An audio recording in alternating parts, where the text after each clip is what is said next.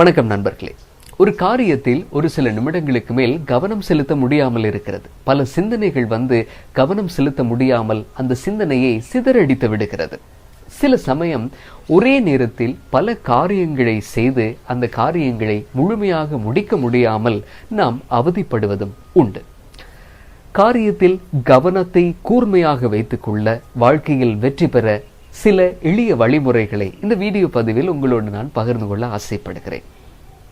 கூர்ந்து கவனிக்கும் தன்மையை எப்படி வாழ்க்கையில் நாம் இழந்தோம் என்பதை முதலில் நாம் சிந்திக்க வேண்டும் நண்பர்களே. அதற்கு மிக முக்கியமான ஒரு பங்கை நாம் தொழில்நுட்ப வளர்ச்சிக்கு கொடுத்து விட வேண்டும். ஏனென்றால் தொழில்நுட்ப வளர்ச்சி தான் இந்த கூர்ந்து கவனிக்கும் தன்மையை நம்மிலிருந்து கொஞ்சம் கொஞ்சமாக அப்படியே இழக்க செய்திருக்கிறது. ஸ்மார்ட் போன், அதே போல சோசியல் மீடியா என்று பல விஷயங்களை பட்டியலிட்டு நாம் சொல்லிக்கொண்டே போகலாம். ஒரு ஜென் தத்துவ ஞானி சொல்லுகிறார், நான் சாப்பிடும்போது சாப்பிடுகிறேன், உறங்கும் போது உறங்குகிறேன் என்று. இதில் என்ன ஆச்சரியம் இருந்து விட முடியும்? பெரிய ஒரு ஆச்சரியம் இருக்கிறது. நாங்கள் என்ன செய்கிறோம்? சாப்பிடும்போது ஸ்மார்ட் போனை வைத்திருக்கிறோம், உறங்கும் போது ஃபேஸ்புக் பார்க்கிறோம். இப்படி நாம் அதற்கு மாறாக நடந்து கொள்கிறோம். ஒரு காரியத்தை செய்யும் போது பல விஷயங்களில் நம்முடைய கவனம் இருந்து கொண்டே இருக்கிறது. இதனால் தான் வாழ்க்கையில் முழுமையாக ஒரு காரியத்தை நம்மால் செய்ய முடியாமல் கூட போய்விடுகிறது.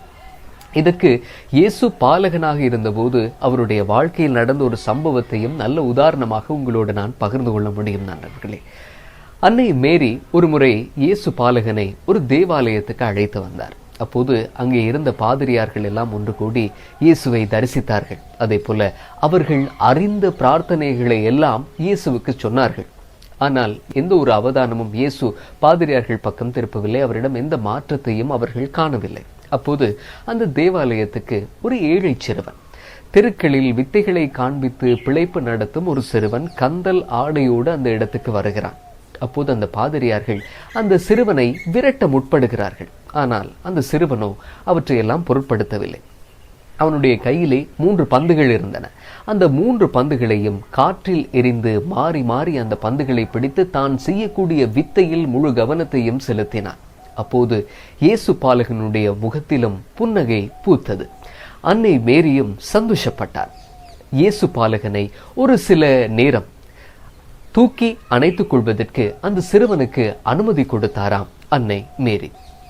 பாதிரியார்களுடைய நோக்கம் வந்து இயேசு பாலகனுடைய அவதானத்தை பெறுவதாக இருந்தது. ஆனால் அந்த சிறுவனுடைய நோக்கமோ அவனுடைய காரியத்தில் முழு கவனம் செலுத்துவதாக இருந்தது. இதனால் அந்த சிறுவன் முழுமையான கவனத்தையும் ஈர்த்து கொண்டான். இப்படி வாழ்க்கையிலும் மிகப்பெரிய ரகசியம் ஒன்று இருக்கிறது. நாம் நமது காரியங்களில் முழுமையான கவனத்தையும் கூர்மையாக செய்யும் போது இந்த பிரபஞ்சமே நம்மை கவனிக்கிற அளவுக்கு நாம் வெற்றி பெற முடியும் நண்பர்களே. கவனத்தில் கூர்மையாக இருக்க 7 எளிய வழிமுறைகள். முதலாவது விஷயம் பழக்க வழக்கங்கள். அதில் உணவும் உறக்கமும் ரொம்பவும் முக்கியத்துவம் வாய்ந்தது. உணவு, காலை வேளை உணவை பல சமயம் நாம் மறந்தே விடுகிறோம், சில சமயம் தவிர்த்து விடுகிறோம். வேலை அதிகம் என்பதன் காரணமாக இந்த பரபரப்பான யுகத்திலே காலை வேளை உணவுக்கு நாம் அதிக முக்கியத்துவம் தருவதில்லை நண்பர்களே.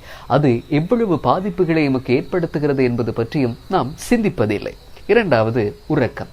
ஒரு நாளில் இந்த அளவு மணித்தியாலங்கள் உறக்கம் தேவை என்று இருக்கிறது. அந்த உறக்கத்தை நாம் சரியாக எடுத்தால்தான் அடுத்த நாள் நமது வேலைகளில் அதிக கவனத்தை நம்மால் செலுத்த முடியும். அண்மையில் ஒரு ஆய்வு முடிவு, அதிகாலை 2 மணி தான் ஆழமான உறக்கத்துக்கு தேவையான நேரம் என்று சொல்லப்படுகிறது. அதற்கு முதல் 2-3 மணித்தியாலங்களும் அதற்கு பிறகான 2-3 மணித்தியாலங்களும் நித்திரை மிகவும் அவசியமானது, அந்த ஆழமான நித்திரையை பெறுவதற்கு. இரண்டாவது விஷயம் சிந்தனை. நாம் ஒரு காரியத்தில் இறங்குவதற்கு முதல் அந்த காரியம் பற்றிய சிந்தனை நமக்கு மிகவும் அவசியம். அந்த காரியத்தை எப்படி ஆரம்பிக்க போகிறோம், எப்படி நாம் அதை முடிக்க போகிறோம், அப்படி நாம் மனத்திரையிலே அந்த காரியத்தை ஓட்டி பார்க்கும் பொழுதுதான் அதில் இருக்கக்கூடிய இடையூறுகள் என்ன சவால்கள் எல்லாம் வரப்போகிறது, என்ன பிரச்சனைகள் இருக்கிறது அதில் என்பது பற்றி நமக்கு தெரியும். ஒரு நாள் முழுவதும் அல்லது பல மணி நேரங்கள் செய்யக்கூடிய காரியத்தை ஒரு சில நிமிடங்களில் நமது மனத்திரையிலே நாம் காட்சிகளாக பார்த்துவிட முடியும். அந்த ஒரு அபார சக்தி நமது மனதுக்கு இருக்கிறது. அதை நாம் பயன்படுத்த தவறிவிடக் கூடாது நண்பர்களே. மூன்றாவது விஷயம் ஒழுங்குபடுத்திக் கொள்வது. நமது அன்றாட வாழ்க்கையில் நமக்கு பல வேலைகள் இருக்கலாம். அதாவது ஒன்று நமது துணிகளை சலவை செய்ய வேண்டியிருக்கும், அல்லது இன்சூரன்ஸ் பணம் செலுத்த வேண்டியிருக்கும், வங்கி அலுவல்கள் இருக்கலாம். இப்படி அன்றாடம் செய்து முடிக்க வேண்டிய காரியங்கள் நமது கவனத்தை சிதறடித்து விடலாம், இடையூறாக அமைந்து விடலாம். அதற்கு நாம் செய்ய வேண்டியது எந்த விடயத்துக்கு அதிக முக்கியத்துவம் கொடுக்க வேண்டும் என்று ஒரு பட்டியலை நாம் தயார் செய்து விட வேண்டும். அது நமக்கு ஒரு தெளிவான மனநிலையை தந்துவிடும். அதற்கு பிறகு நாம் நமது காரியத்திலே கவனமாக கூர்மையாக இருந்துவிட முடியும். எந்த இடையூறும் தடங்களும் வராமல் பார்த்து கொள்ளலாம் நண்பர்களே. ஆகவே நாம் அவற்றை சரியாக ஒழுங்குபடுத்திக் கொண்டால் தெளிவாக நமது காரியத்தில் நம்மால் கவனம் செலுத்த முடியும். அதே போல இப்படி ஒழுங்குபடுத்திக் கொள்வது என்பது நமது மூளைக்கு நாம் கொடுக்கக்கூடிய ஒரு எளிய ஒரு செயல்முறைதான். ஆனால் இந்த காரியத்தினுடைய பலன் நமது வாழ்க்கையில் வெற்றிகளை பெறவும், உறவுகளில் நிறைவு தன்மை பெறவும், அதே போல தன்னிறைவான ஒரு வாழ்க்கை வாழவும் அளவிட முடியாத அளவு நமக்கு உதவி புரியும் என்று அட்டென்ஷன் அண்ட் ஃபோக்கஸ் லைஃப் புத்தகத்தினுடைய ஆசிரியர் வினி ஃப்ரெட் சொல்லுகிறார். 4வது விஷயம், ஒரு நேரத்தில் ஒரு காரியத்தில் மட்டும் அதிக கவனம் செலுத்துதல். இப்போதெல்லாம் நாம் மல்டி டாஸ்கிங் செய்கிறோம், ஒரு நேரத்தில் பல வேலைகளை செய்கிறோம் என்று பெருமைப்பட்டு கொண்டாலும் கூட அந்த காரியத்தை நம்மால் முழுமையாக முழு மன நிறைவோடு செய்ய முடியாமல் போய்விடுகிறது. ஏன், சில சமயம் நாம் சிறப்பாக செய்யக்கூடிய காரியங்களை கூட நம்மால் செய்துவிட முடியாமல் தவிக்கிறோம். இந்த மல்டி டாஸ்கிங், ஒரு நேரத்தில் பல வேலைகளை செய்வதனூடாக இதன் மூலமாக நமக்கு என்ன நடக்கிறது தெரியுமா? ஒரு முழுமை பெறாத படைப்பை நாம் பூர்த்தி செய்கிறோம், அல்லது தவறுகள் அதிகமாக நேருகிறது. இதன் காரணமாக திரும்ப அதே வேலையை செய்து நேரத்தையும் நாம் வீணடிக்கிறோம். இது தொழில் ரீதியாக நமது முன்னேற்றத்தையும் பாதித்து விடுகிறது நண்பர்களே. ஆகவே ஒரு வேலையில் ஈடுபடும் போது அந்த வேலையை கொண்டாடுவதுதான் சிறப்பு.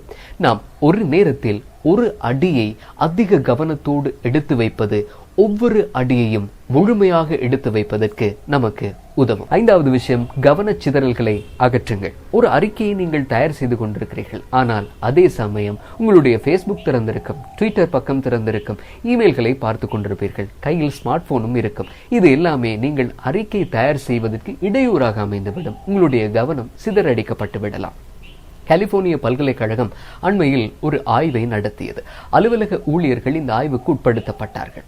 சராசரியாக ஒவ்வொரு ஊழியரும் 3 நிமிடத்துக்கு ஒரு தடவை இடையூறுகளை சந்திக்கிறார். அவருடைய காரியங்களில் கவனம் சிதறடிக்கப்படுகிறது என்று அந்த ஆய்வு முடிவு வெளியானது நண்பர்களே. அடுத்து 6வது விஷயம், இந்த காரியத்தில் இதற்கு மேல் என்னால் கவனம் செலுத்த முடியாது, நான் விட்டுவிடப் போகிறேன் என்கிற மனநிலைக்கு நீங்கள் வந்தால் என்ன செய்வது? அப்படியான ஒரு மனநிலையில் இந்த காரியத்தை கவனம் செலுத்துவதில் இன்னும் 5 நிமிடங்களுக்கு நான் தொடரப் போகிறேன், இன்னும் 5 பக்கங்களை பூர்த்தி செய்ய போகிறேன், இன்னும் 5 இமெயில்களை அனுப்ப போகிறேன் என்று முடிவெடுங்கள். நிச்சயமாக அது உங்களுடைய கவனம் செலுத்துகிற ஆற்றலை இன்னும் அதிகப்படுத்தி முழுமை பெறச் செய்யும். 7வது நிறைவான விஷயம், தியானமும் அதே போல உடற்பயிற்சியும்.